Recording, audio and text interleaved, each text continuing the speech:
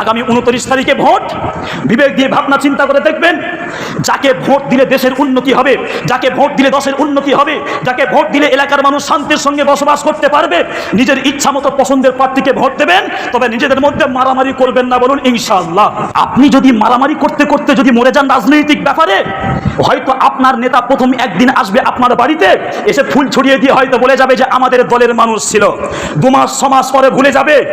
কিন্তু আপনি যে এই পাড়া প্রতিবেশীর সঙ্গে আপনি লড়াই করেছেন, মনে রাখবেন নির্বাচন কিন্তু কয়েক দিনের জন্য, আর আপনার প্রতিবেশী আসে চিরদিনের জন্য।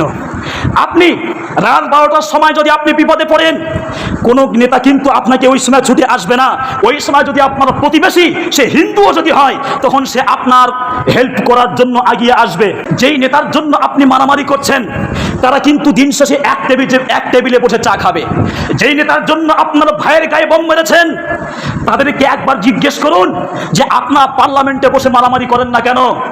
তারা এসি ঘরে থাকবে আর আপনাদেরকে দিয়ে মারামারি করাবে।